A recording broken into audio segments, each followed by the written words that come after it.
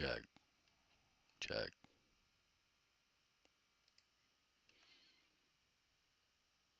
Good morning, traders. This is Perry Wilkie with StartupTrading.com. It is 9 a.m. Eastern Time on Monday, October 6th.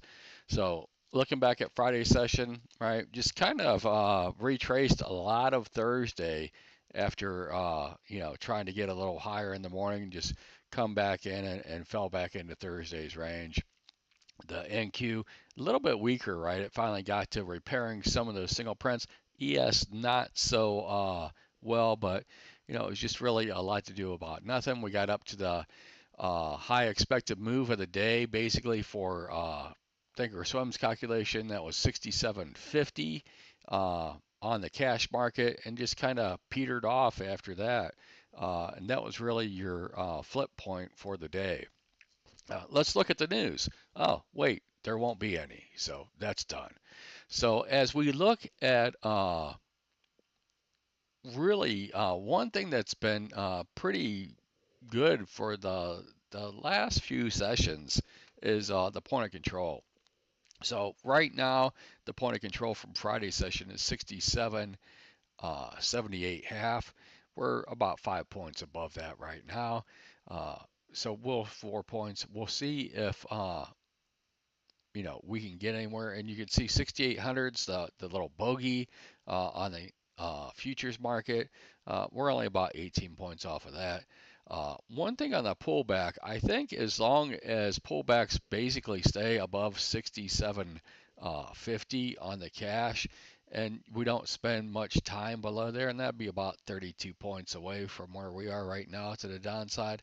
Uh, so that would put it about basically 14 points down, 14, 15 points down.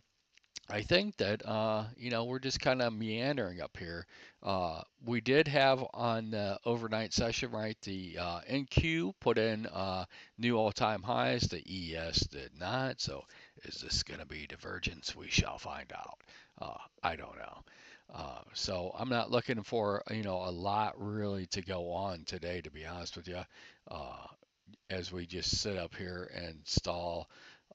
We're kind of one time framing up slowly, but you can see we're almost pinching. If you use some type of an oscillator, I'm sure it's showing a little bit of a pinch up here as the bottoms have been increasing, but the tops not so much. So looking at what we're supposed to have happen today, or we'll get in a position here in a minute, but we're right at value where everyone is above. Not everyone. The Russell and the Nasdaq are above value basically. The ES and the Dow are in value. Uh, and we closed pretty much on the lows on Friday. We've kind of come up around. So if you can't hold, I would just look for, more of the inside. I think the tell will be, you can see the toss expected high of the day on the range was right just a smidgen under Friday's bell high. We are over that at this point in time. So getting back in there could set up right.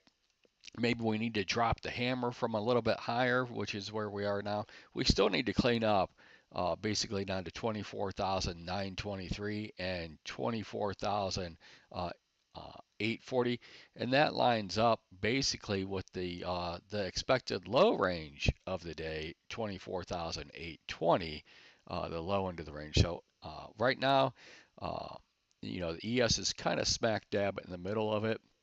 That expected low range for it also repairs those single prints. Anything in here is status quo, so the Nasdaq could just kind of drift back into yesterday's range as well. Um, and my guess is going into the euros close that I would think that the settlement, the gap fill, that's going to be your first test if we get down there. And again, that's 200 points down. That's $5 in the Q. So until then, I think really the inflection point is going to be right around 25,099 for the most part. 93, 94, 99, right in there. Looking at positioning, again, one thing that we had last week, right, is we had some checkoffs on these expected low of the range of the days, right, in the highs. So what we could do is the call wall for the week is 610.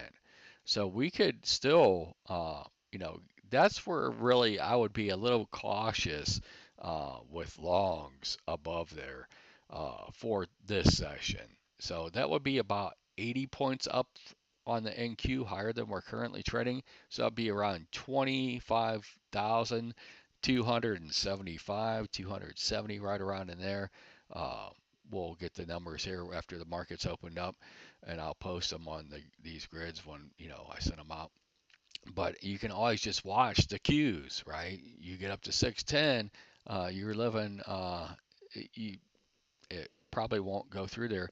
And if you look at the overnight high for the ES, right, we pushed up to on the SPY to 672 half, basically, and then we fell back down to 71, which is the call wall for today, and then we bounced in between there and the call wall for the week. So we've been basically spent a lot of the session after we regained it just in this 10 point ES range, which is equivalent to the SPY of 671 to 672. So that high expected move of the day is right at 73.33, and you can see there's a lot of positioning that goes up to 73. So there's a chunk between 70 to 73, and there's another chunk between 68 and 70. So those are your two chunks on there to watch out for. And then on the cash market, uh, right now we're up 20 points. So if we add that, we'd be around 35, 36. So we'd be up above this chunk. So there's a chunk between 67.20 to 67.30. And then there's really nothing. You got, you know, 67.40, which doesn't have anything on it. That line's just there to let you know that it's there. Uh, and then, the 67.50 again to the upside. Looking at the downside, and I think it would be good if we can, roll over and do this. Uh, Getting down towards this uh, 66.75 to 66.80 would be really ideal if if we do get some shorts here in the morning that do roll. This is where you'd want to get off. But again, you've got to burn through that 20 points that we're up right now to even get down here to roll over again. We're uh, opening up above that swing high from Friday as we open. So we'll see what Jack's looking at next. I'm just going to probably be a little hands off for the first 25 minutes as the market opens up. Let it pick a direction, maybe take one or two trades between the euro close, and unless something's really looks like we're trending, which I don't. I'm not saying that we can't trend today. I just don't know that we would.